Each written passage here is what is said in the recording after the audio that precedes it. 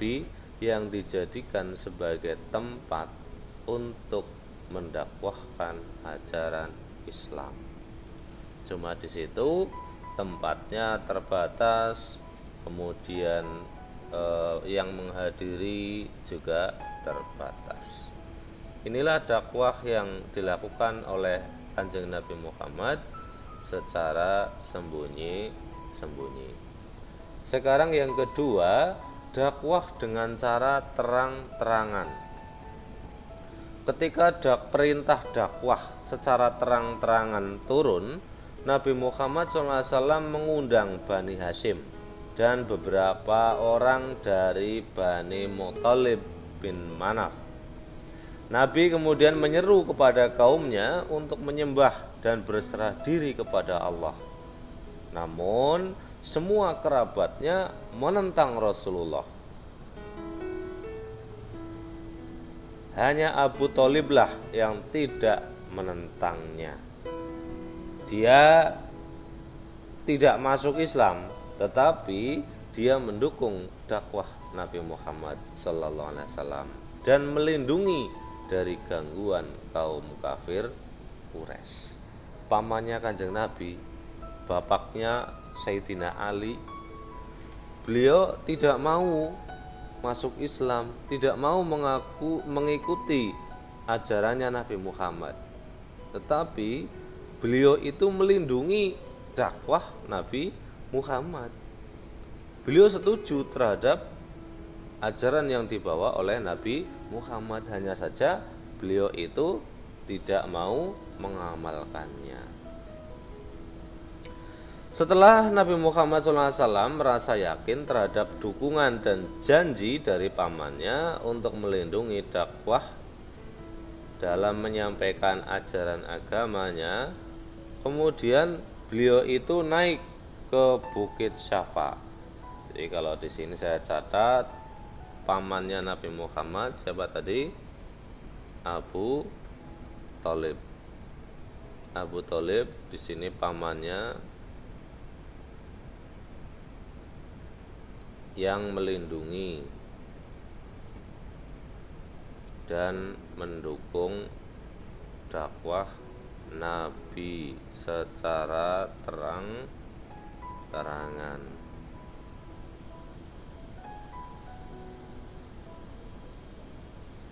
Kemudian yang kedua adalah beliau dakwah pertamanya yaitu di Bukit Safa.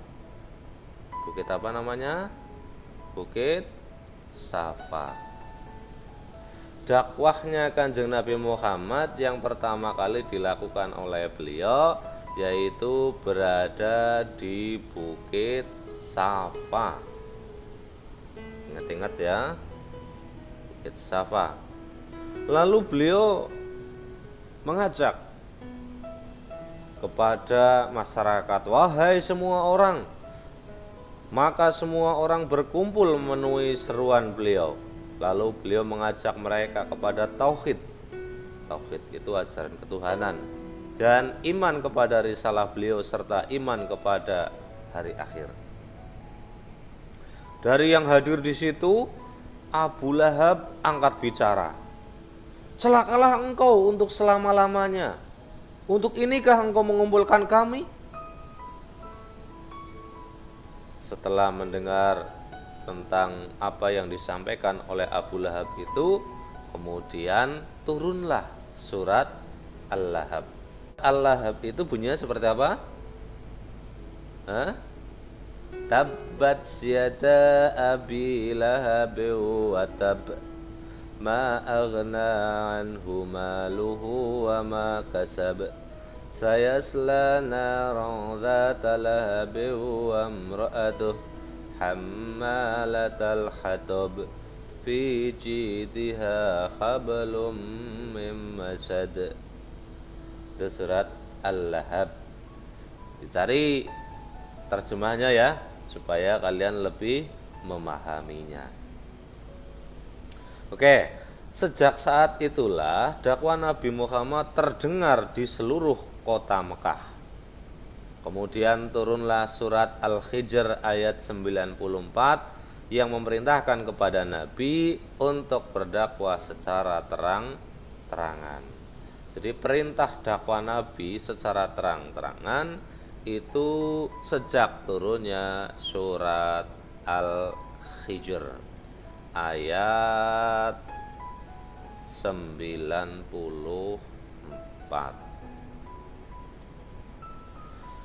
A'udzu billahi minasy syaithanir rajim. Bismillahirrahmanirrahim. Fasda' bima tu'maru wa a'rid 'anil musyrikin. Maka sampaikanlah olehmu secara terang-terangan, hai Muhammad, segala apa yang diperintahkan kepadamu, dan berpalinglah dari orang-orang yang musyrik. Kanjeng Nabi Muhammad diperintahkan untuk menyerukan, untuk mendakwahkan kepada masyarakatnya secara terang-terangan, dan berpalinglah dari orang-orang yang musyrik. Jangan ikuti orang-orang yang musyrik itu, karena mereka itu hanya memusuhinya. Nah, setelah Nabi Muhammad SAW melakukan dakwahnya dengan terang-terangan, kaum kafir Quraisy berusaha menghentikan apa yang dilakukan oleh Nabi Muhammad dengan berbagai macam cara. Antara lain dengan cara menjelek-jelekan ajaran Islam, memfitnah ajaran Islam, kemudian membangkitkan keraguan-raguan, menyebarkan anggapan-anggapan yang menyangsikan ajaran-ajaran Nabi Muhammad, melawan Al-Quran dengan dongeng-dongeng orang-orang dahulu. Ya, dianggap bahwa Al-Quran itu adalah dongeng orang-orang dahulu, dan menyibukkan manusia dengan dongeng-dongeng itu agar mereka itu meninggalkan Al-Quran, serta adanya penyiksaan-penyiksaan. Jadi disinilah perjuangan Nabi Muhammad SAW ketika menyampaikan ajaran Islam secara terang-terangan. Pada awal mula Nabi Muhammad dakwah, disinilah mulai dicoba tentang keimanan, tentang perjuangan yang dilakukan oleh Nabi Muhammad dan para sahabat-sahabat dekatnya. Kaum kafir Quraisy berusaha menawarkan untuk mempertemukan Islam dan jahiliyah. Mereka akan mengikuti ajaran Nabi tanpa meninggalkan ajaran mereka. Jadi orang-orang kafir setelah mengajak dengan berbagai macam cara, mengajak Abu Thalib agar melarang Nabi Muhammad untuk berdakwah secara terang-terangan, Abu Thalib itu menolaknya. Ya, Abu Thalib itu adalah salah satu pembesar dari suku Quraisy yang sangat ditakuti oleh orang-orang Quraisy. Abu Thalib tidak mau. Orang-orang kafir, pembesar kafir Quraisy semakin marah, sehingga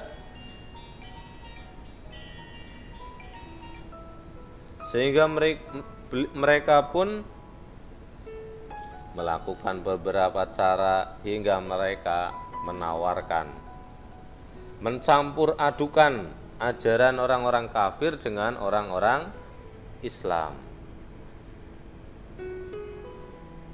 Hingga turunlah surat Al-Kafirun ayat 1 sampai 6. Bismillahirrahmanirrahim. Qul ya ayyuhal kafiruna la a'budu ma ta'budun wa la antum 'abiduna ma a'bud wala ana 'abidum ma 'abadtum wala antum 'abiduna ma a'bud lakum dinukum waliyadin. Katakanlah, hei orang-orang kafir, aku tidak akan menyembah apa yang kamu sembah. Tadi kan orang-orang kafir mengajak kepada orang Islam agar ibadahnya saling bersama-sama. Wong kafir ya garap gelem ngikuti ajarannya Kanjeng Nabi, tapi Kanjeng Nabi ya kon melu ajarannya kaum kafir. Nggak bisa ini ya. Dan kamu bukan penyembah Tuhan yang aku sembah, dan aku tidak pernah menjadi penyembah apa yang kamu sembah, dan kamu tidak pernah pula menjadi penyembah Tuhan yang aku sembah. Untukmu agamamu dan untukku agamaku. Aja dicampur adukan tentang agama. Lakum dinukum waliyadin. Tuhannya beda. Ya. Setelah mendengar itu, orang-orang kafir Quraisy mulai membuat strategi lain bagaimana agar orang-orang Islam, dakwah yang dilakukan oleh Nabi Muhammad semakin luas. Orang-orang kafir kemudian membuat pengumuman di berbagai sudut Ka'bah. Pengumuman memboikot. Boikotan itu, pengumuman itu yang pertama, barang siapa yang setuju dengan agama Muhammad, berbelas kasih kepada salah satu seorang pengikutnya yang masuk Islam, atau memberi tempat singgah pada salah seorang dari mereka, maka ia dianggap sebagai kelompoknya dan diputuskan hubungan dengannya. Ini boikotan dari orang-orang kafir. Setelah mereka itu sudah kehilangan berbagai macam cara. Pengumuman yang kedua, tidak boleh menikah dengannya atau menikahkan dari mereka. Orang-orang kafir Quraisy tidak boleh menikah dengan orang Islam atau menikahkan orang-orang Islam. Diboikot benar-benar orang Islam ini. Yang ketiga, orang kafir tidak boleh berjual beli dengan mereka. Wah, padahal waktu itu di kota Mekah jual beli di pasar, toko-toko mayoritas orang-orang kafir. Tetapi orang-orang kafir tidak boleh jual beli dengan orang-orang Islam. Disinilah orang-orang Islam mulai merasa kebingungan dalam hal jual beli, dalam hal mencari kebutuhan hidupnya sehari-hari. Nabi Muhammad SAW bersama Bani Hashim dan Bani Muthalib hidup terisolir dan tinggal di lembah Bani Hashim. Kaum Quraisy semakin memperketat isolasinya kepada Nabi dan para sahabatnya sehingga mereka tidak memiliki bekal makanan. Kesulitan mereka sampai pada kondisi hanya makan dedaunan. Karena diboikot, tidak boleh beli. Tetapi umat Islam tetap sabar dan tetap tegar dari tekanan yang mencelakakan ini dengan terus mengharapkan pertolongan dari Allah. Yang kemudian embargo ini, pemboikotan ini berlangsung selama 3 tahun. Pada tahun ketiga, Hisham bin Amr mengajak Zuhair bin Abi Umayyah bin Al-Mughirah untuk membatalkan pemboikotan tersebut. Mereka berdua mengajak 3 orang lagi, yaitu Mut'im bin Adi, Abul Buturi, dan Zama'ah bin Al-Aswad. Mereka berlima bertemu pada suatu malam hari di sebuah bukit yang berada di kota Mekah dan bersepakat untuk membatalkan pengumuman pemboikotan. Dan ketika datang pagi hari, mereka pergi ke tempat pertemuannya. Mereka menyatakan penolakan terhadap pemboikotan atau embargo yang dilakukan orang-orang kafir Quraisy. Nah, sehingga pada akhirnya pemboikotan tersebut sudah dicabut, embargo perekonomian, perdagangan, pernikahan, mereka itu sudah terbebaskan. Inilah dua strategi dakwah Nabi Muhammad SAW yang dilakukan pada saat awal mula beliau berdakwah di kota Mekah. Dakwah secara sirriyah atau secara sembunyi-sembunyi, dan yang kedua dakwah dengan cara terang-terangan. Dakwah beliau lakukan dengan dua macam cara ini menjadi awal kebangkitan ajaran yang disampaikan oleh Kanjeng Nabi Muhammad. Tetapi perjuangan dakwah Nabi Muhammad tidak berakhir sampai di sini. Ya, walaupun sudah tidak ada pemboikotan, Kanjeng Nabi Muhammad tetap saja dimusuhi dengan berbagai macam cara. Ada penyiksaan, ada penghinaan, bahkan nyawa yang menjadi taruhannya. Hingga nantinya Nabi Muhammad akan melakukan hijrah, akan melakukan perpindahan dakwah dari kota Mekah menuju kota Madinah. Ini nanti akan kita pelajari pada materi berikutnya. Oke, sampai di sini dulu pembelajaran kita untuk saat ini. Mudah-mudahan bisa menambah pemahaman bagi kita semua. Harapan kami adalah mari kita lakukan apa yang sudah disampaikan oleh Kanjeng Nabi Muhammad yang menjadi pembelajaran bagi kita. Dakwahkanlah, syiarkanlah, sampaikanlah kepada orang lain tentang ajaran Islam sekecil apapun. Balighu anni walau ayah, sampaikanlah dariku meskipun hanya satu ayat. Dengan cara apa? Bisa dengan cara sembunyi-sembunyi, bisa dengan cara terang-terangan. Kalau kalian belum bisa dengan cara terang-terangan, maka lakukanlah, sampaikanlah ajaran Islam dengan cara sembunyi-sembunyi. Bisa dakwah secara online. Kalian membuat status satu ayat, itu sudah namanya dakwah, sudah namanya menyampaikan. Dakwah ke bahasa Arab artinya menyeru, menyampaikan tentang suatu ayat, suatu ajaran. Ya, berbagai macam cara. Bisa dakwah dengan gambar, bisa dakwah dengan seni, dengan musik, dengan nyanyian, ya, dengan ucapan, dengan macam-macam hal. Ya, silakan kalian lakukan dakwah menggunakan Facebook, menggunakan WA, menggunakan lesan secara langsung, dan lain-lain. Ya, sekarang banyak macam cara yang bisa kita lakukan. Tidak harus di televisi, tidak harus di panggung. Kalau kalian bisa dakwah secara terang-terangan, silakan di panggung, naik panggung dakwah. Kalau belum bisa dengan cara yang lainnya.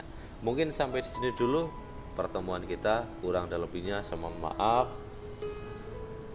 apabila banyak kekurangan, kekhilafan. Saya akhiri, assalamualaikum warahmatullahi